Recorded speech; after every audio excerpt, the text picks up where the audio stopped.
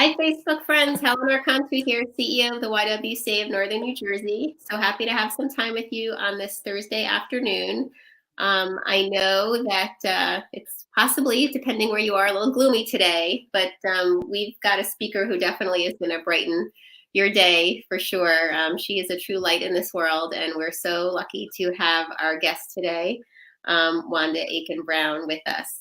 And as you know, Thursdays is our Share the Mic Now day, which is the day we share our platform with Black women in our community to amplify their voices. And so excited and grateful to have my friend Wanda with us. Let me tell you a little bit about her. Wanda is of Wanda Akin and Associates and co-founder of the International Justice Project. It's especially important for me to spotlight her work today at the International Justice Project, which is an independent and nonpartisan 501c3 organization where Wanda and her team are committed to promoting human rights through the rule of law and providing holistic support to victims of the world's most heinous crimes. A little bit more about her. Other than her work with International Justice Project, which we'll talk about for sure, is she is formerly a managing attorney for Chubb & Sons, New Jersey House Counsel firm. She's Scanlon and Akin, and a senior trial attorney and of counsel to Podby, Sachs, Meaner, Katenshi, Hildler, and Kozik-Ello.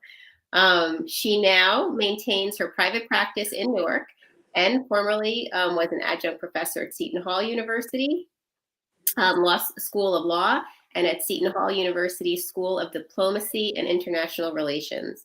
Wanda is was a member for 15 years of the New Jersey Supreme Court's Committee on Rules of Evidence, and was a trustee of the Trial Attorneys of New Jersey, a master in the Seton Hall Law School Alumni Association in of Court, and a presidential appointee to the New Jersey Bar Association's Committee on Judicial Administration.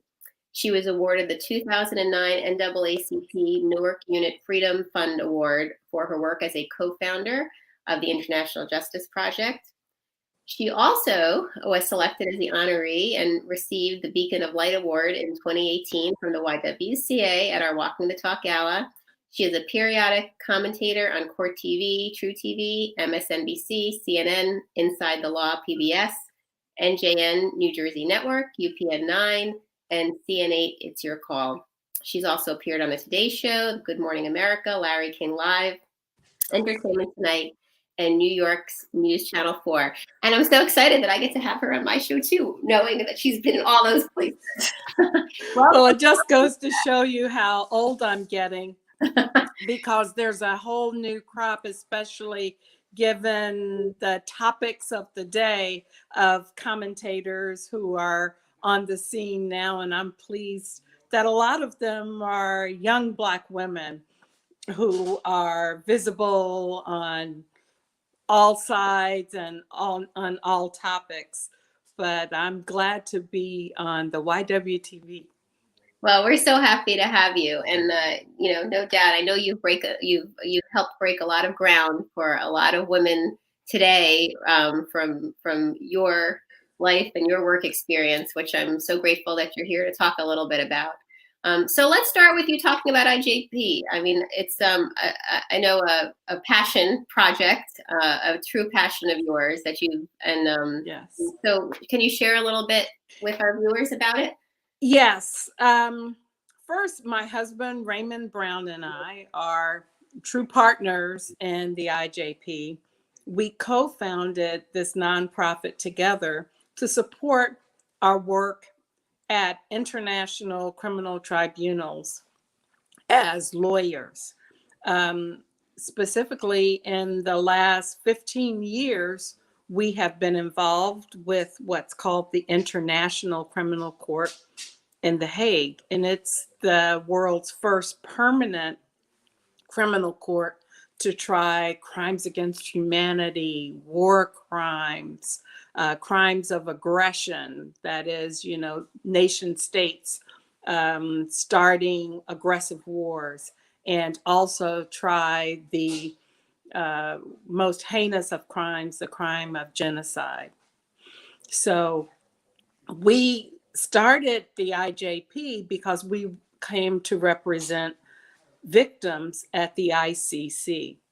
And that work is not financially supported. It's not supported with manpower. And we at the time are just two local New Jersey lawyers, even though we have cases all across the country.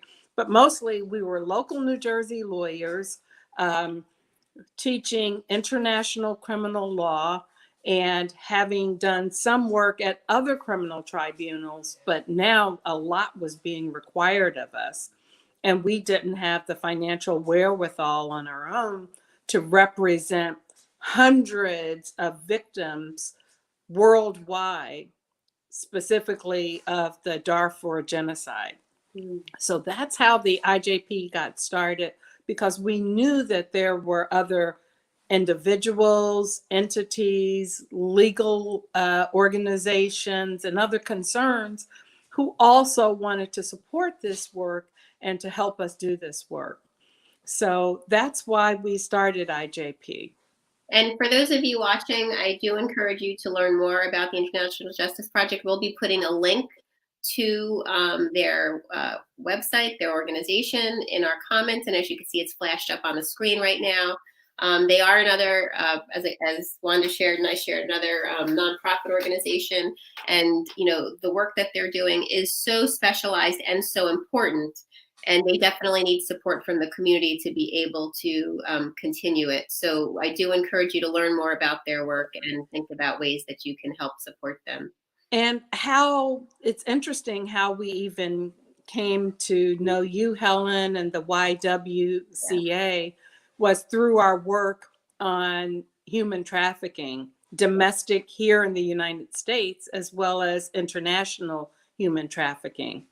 And we were working on a case called Backpage that may be familiar to some of your supporters and viewers, whereby mostly young girls would literally be sex trafficked in the pages, in the personal pages of Backpage. So we wrote what's called an amicus brief in a federal case right here in New Jersey. And that's how we came into contact with the YW and some of our local state assembly persons who had legislation on the issue to bring that to light. And I'm so grateful that, you know, that we did cross paths, because I do believe that, you know, we've both been stronger together for sure. And as our viewers know, we've a few times now had you know, different topics and guests from the New Jersey Coalition Against Human Trafficking, which we're both, you know, connected to as well. But this is another the work that you're doing is connected, but a whole nother piece of it. And it's connected. You're right, but it's connected and different. Yeah, exactly. And here's precisely why. When the IJP was established to help our work at the International Criminal Court, why we need so much support is big secret. Americans, the general public by and large, is very insular when it comes to global justice and global crimes, especially on the law enforcement or international justice front. That is, it's sort of like the Angelina Jolie problem, where the critics would say, don't we have enough starving kids who need families here? Why do you have to go all across the world and seemingly adopt a child from, you know, 5 or 6 different countries? Well, we have a strong interest in international justice because we see that that's how global society broke down. If there's no justice, no peace at home, there's certainly no justice if you have globally, if you have actors and even heads of states, presidents and prime ministers and whatnot of various international states hurting, harming, killing, eliminating their own people. So we felt a need to be involved, but there, quite frankly, wasn't a whole lot of interest domestically in carrying that banner for international justice. So in order to support it and to be out in front of the public, we have to deal with domestic issues of human rights and civil rights and international crimes that happen right here on our shores. Like when the New Jersey Coalition started to really heat up here is when, for one of the Super Bowls, New Jersey hosted the Super Bowl at Giant Stadium in Bergen County. And so we had to think of a campaign of how to interest the public in human trafficking that happens right around large sporting events. And so that was a challenge, but it also gave the IJP a footprint here domestically, starting in New Jersey and then nationally. Right. And I think that was an important moment for sure to kind of remind and hopefully reinforce to our, local New Jersey, residents that it's not just when the Super Bowl is happening that these atrocities, are happening, but that, that was definitely an opportunity to bring attention. But, thank goodness for the coalition and for IJP for continuing, on these fronts every single day, because we know that these issues are happening every single day.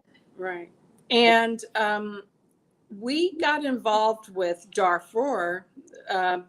We represent the ethnic Black population of the western region of Darfur who were survivors and victims of the Darfur genocide.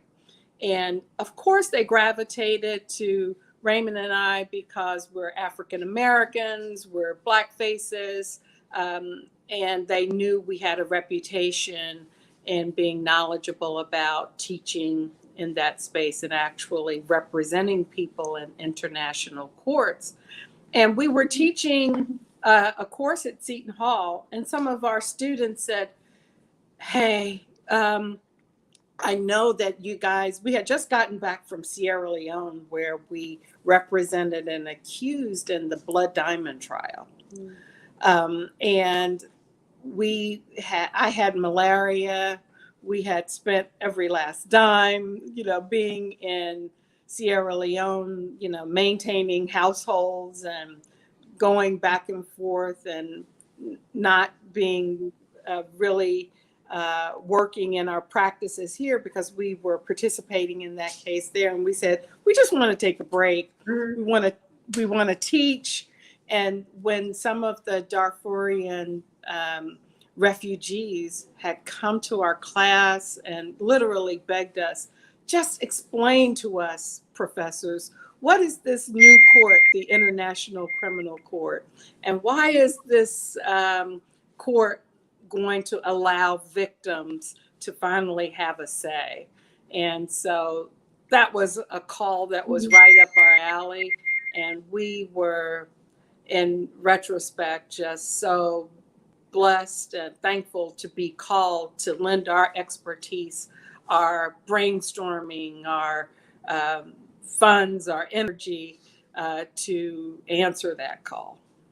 Well, I know over the years listening to you, and even now, it's just almost like, I don't want to say bedtime stories, but I mean the tales that you have to tell, the life experiences that you've had have been so many and so rich, for sure. But, and I know as we started, we were talking about the commentators as well. I mean, you've broken so much ground for the women that have come after you. Yes. Because of the work that you've done, and this unto its own is huge, but so much other professional efforts that you've been involved in. what are your thoughts about, where we are as a country today? Well, I have to say that today I'm proud to be a Black woman who's active and who's direct and expressive, because I think that those voices need to be heard, and need to be taken seriously. Um, I think that our country, in our national politics, we're at a very perilous time. And I don't think that any American can rest while we're in this space, particularly working in the area of global justice, international affairs, and international crimes. We're at a space right now where it could be determined by any adverse foreign power that we're asleep at the switch. Mm-hmm. And we're in this nebulous Netherlands where we're vulnerable. That's exactly where we were at the time of 9/11, because when the presidential transition wasn't complete because of the Florida hanging Chad situation, we lost some traction. We lost some ground in people thinking that we weren't prepared. And there were actual terrorist plans and attacks that were underway, that but for the incoming president, who was the president-elect, but we just didn't know it yet, President Bush, and the outgoing administration, the Clinton Gore team, if it wasn't for the people on both sides putting away the partisan rancor, and I'm not saying that it should have been put away, but at least they came together in the midst of a burgeoning transition to work together to thwart a terrorist attack. So you want to know what I think about now? I think that everybody has to remain vigilant and woke. Everybody has to be heard, because we're in dangerous territory. So how do we keep the voices heard? I know, you and I were talking before we started about, whether this is a moment in time or whether this is really a shift in time. Yes.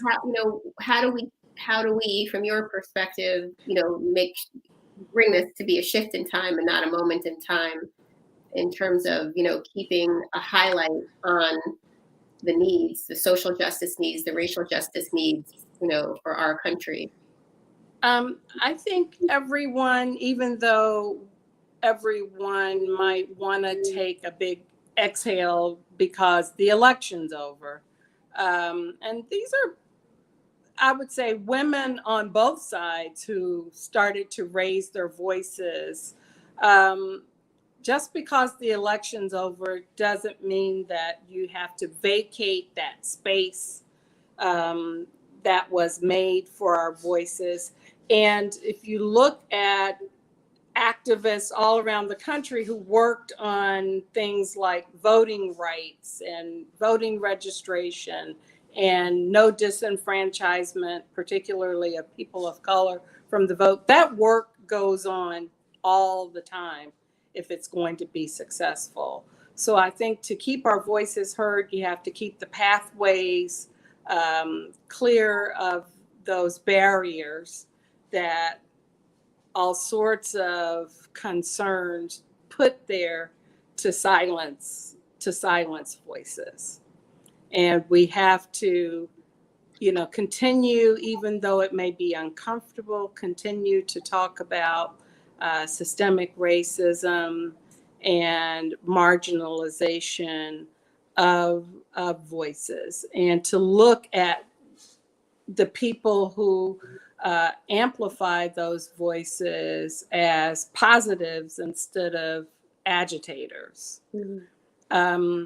Like, I'm so proud of the young women who started Black Lives Matter, for example, because they've endured quite a bit to try to marginalize and silence them.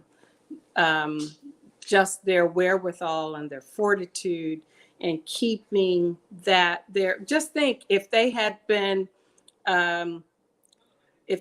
stymied back when, shortly after Michael Brown and all of those protests, they wouldn't have been here for the aftermath of George Floyd and Breonna Taylor and those concerns. And I know they get death threats every day. As you may know, I'm from Louisville, Kentucky, where Breonna Taylor was killed in her bed in the middle of the night while she was sleeping. And so my family and extended family and friends have been very much in the position of hosting and running hospitality services in Louisville and creating safe spaces where these activists who've come from all over the world, but mainly a lot of Black Lives Matter leadership and activists needed to find safe spaces in spite of the death threats and the harassment that the leadership of the movement got. So everybody can, have a role in helping to support these voices and not be timid or shooed out of that public space where it's important to maintain the pressure so that we can have a shot at fairness. Well, I'm so glad that you shared that and spoke about it, because obviously and as our viewers are saying, we do need to say her name and keep a focus and attention on what happened to her. And I think about you, and your life has been so entrenched in a legal system and working within all of these systems that have been under such scrutiny, for correct reasons, because of what's happened to her. Mm-hmm. You're someone who's in these systems, and you're also someone who's dealt with systemic racism personally. Right. Especially when we talk of privilege, I was just discussing this with my husband this morning in anticipation of sharing it with you. People often point to you, oh, you've been so successful, you're amazing, you do this, do that. And without feeling like a fraud, we say, but we have been very privileged in whether we had to fight for education, but at least we had access to it. We had parents on both sides who pushed us. My husband went to, had an Ivy League education in undergrad and law school. I went to Seton Hall, local here in New Jersey, and from Louisville, I went local to the University of Louisville. But still, I think that, we were privileged in being able to be in this space. So we want to put the focus for people who are certainly talented, smart, brilliant, energetic, but don't have those same privileges that we've grown up with or had for one reason or another. But even with all of that privilege, we still have been I hate to say victims or survivors of systemic racism. Just like, again, where I grew up in Louisville, Kentucky, I graduated from high school in 1975. I hate to out myself and my aging here. But I grew up in 1975. I graduated in 1975 from one of Louisville's best high schools. That was the same year that busing, institutionalized busing, was started in Louisville for the 1975-76 school year, but I graduated in the spring of 75. But all through my middle school, junior high school, and high school education, we self-bused. That is me. I was the one in my family who wanted to go because there were lots of Black kids and, Black parents who trickle the word down. Well, if you want to get challenged and go to this white middle school, this white junior high school, and then go to the white high school, you're going to get a much better education. And my father, who was in education, was a teacher at the Black high school for 44 years. Of course, he and my mother fought. It's like he thought, no, you're going to go to Central High School. You're going to be valedictorian at Central High School. You can get a great education. I teach there. But I wanted a different exposure. So my mother and I, and my father eventually supported us getting up at 5:36, them taking me to the bus stop while it was still dark. And for all of those years, for 6 years, I self-bused before that happened. So that's part of the privilege. If you knew about it, if your parents were in the network and you could, quite frankly, afford to do it, because since it wasn't part of real busing that came in 75, we had to pay for our transportation. We had to pay for the bus fare, or your parents had to have jobs where they could drop you off at school if you missed the bus or anything like that. So, I start there with self-busing. And then you fight and claw to, and of course you've got to do right. You can't have the same latitude to be able to grow and experience and make a lot of mistakes. And I made some mistakes, a lot of mistakes, but you don't have a lot of room like your white friends to make a lot of mistakes in being a teenager and going through. So that's a different sort of systemic racism. Some of your viewers may have seen the Chelsea Handler documentary or special on white privilege recently. And it was so evident and poignant to me. Like, she had a lot of room because she was white to make a lot of mistakes with drugs, alcohol, teenage pregnancy, everything. Our mothers of me and my Black girlfriends who I went to school with, they would say, you don't have the same luxury those white girls have.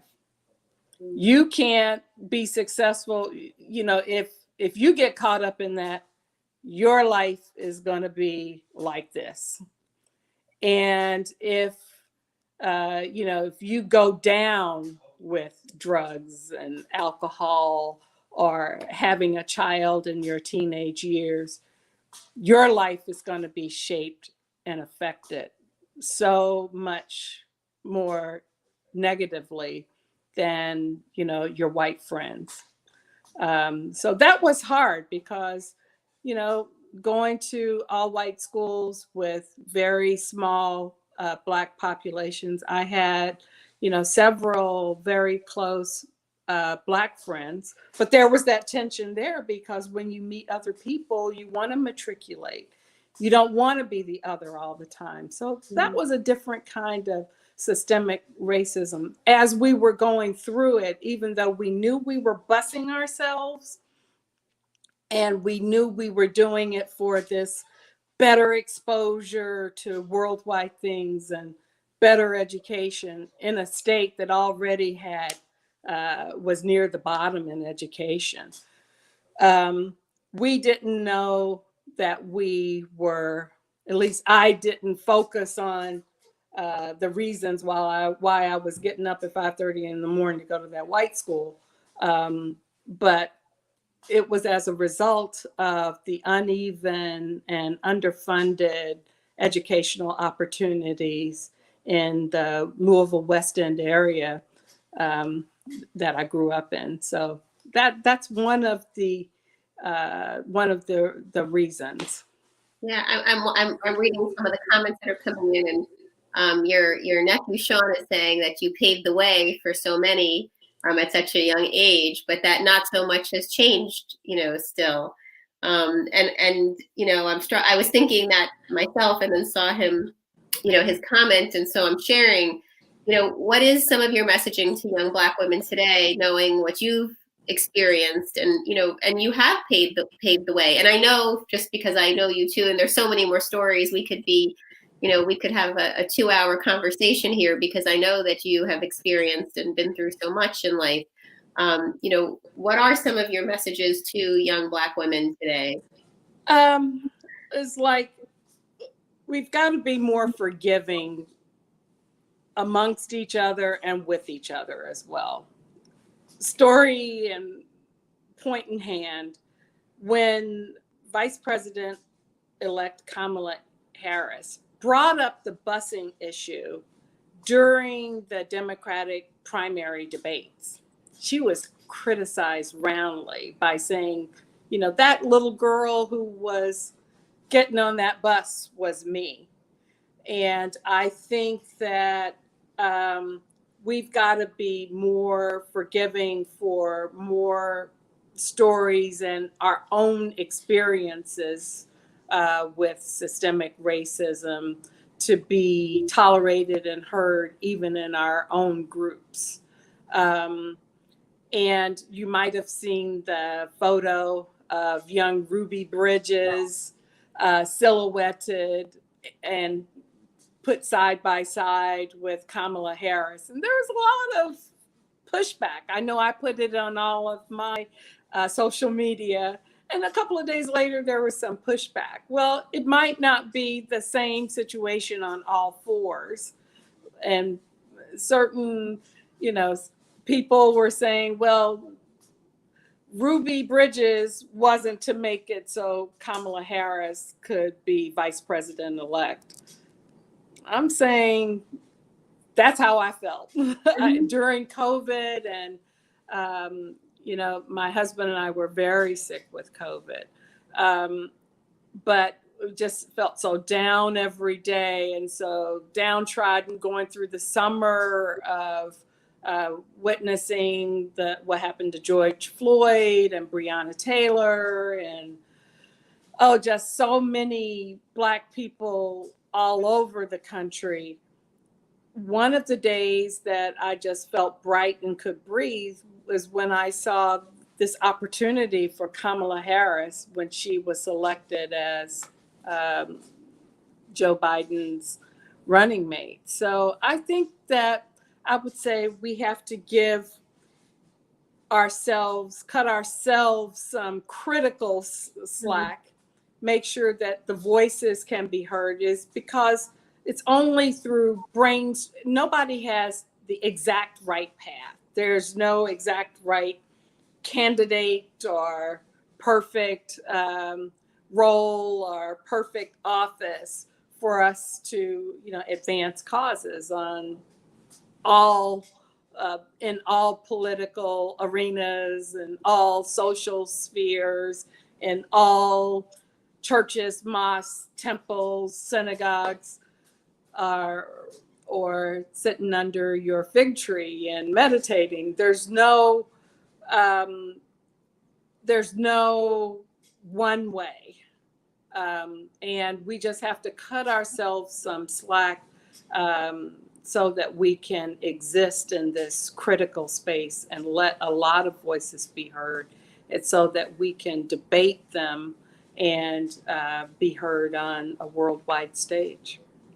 Well, I'm so grateful that you joined us today and shared your voice. Again, I'm very aware of, as a woman, as a Black woman, the impact that you've had for others and how you have paved the way, and you continue to do so. And I'm so grateful that you came to share some thoughts. I actually feel like we need to have a part two because I know there's so much we didn't touch on. Right. Just a little more of a pitch. Since 2016, when our national politics has changed, it was a real profound development for the International Justice Project and international justice, because as of January 20th, 2017, the U.S. was taken out of world justice and global justice because this administration didn't even allow the International Criminal Court prosecutor to come to the U.S. for various events and to certainly not to investigate international crimes just because they were against it. So we have been, I wouldn't say dormant, but now the lights are back on. We can see the light at the end of the tunnel and continue to work in that international space. So watch out for what the International Justice Project can do, because they have just arrested and sent to The Hague one of the perpetrators of the Darfur genocide. And so now we will have the opportunity to represent our victims in a real life trial all the way over in the Netherlands. So. Well, I look forward to having you back on to talk more about that as it unfolds, because I do think that, as you said, although it's different than what our domestic situation is, it is all connected and all important to look at holistically. So, we are very supportive of your work at IJP, as you know, YWCA, and, myself personally are here to, support you. And again, everyone, we do have the links here to their website. We have them in the comments, and we do encourage you to go learn more about this organization, this very important organization that Wanda and Raymond Brown have founded, and the work that they're doing and ways that you can help support them, for sure. And I do, as I said, I really do look forward to having you back on to talk more as that unfolds, and we can. And for our viewers, and I'm not even kidding, I really feel like we need to have a part two of this discussion, but we'll figure that out. If there's someone in your life that you wished had heard this conversation with Wanda, do not despair. You can share this feed with them. It'll be on our YWCA Facebook page. You could share it to your Facebook page. You can send it to someone individually on Messenger or email it. But again, this is really all about our Share the Mic Now project is about amplifying these voices of, these wonderful Black women in our community. And as we were talking before we started, we have had such a richness of women of all ages, women of different backgrounds, different professions, different life experiences. And, all of the discussions are important. And next Thursday, if you join us, you'll get to hear a discussion with a social justice activist and an educator who is in the Newark School District, a young woman, Samantha Wilkerson, and really looking forward to that conversation, you hearing it as well. I'd encourage people to go back and look in your archives. I learned so much, particularly the doctor on healthcare. Yeah. She had that sickle cell story. I mean, I was just floored.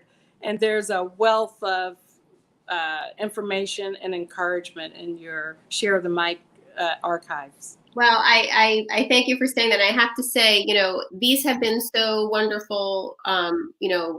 We get such wonderful feedback from our viewers, but it's helped us with developing programming. That conversation in particular, I have to tell you, really sat with me, and we have now submitted multiple grant applications to be working in the medical community to talk about implicit bias in terms of their work and how it has, impacted, and obviously, that young woman in particular.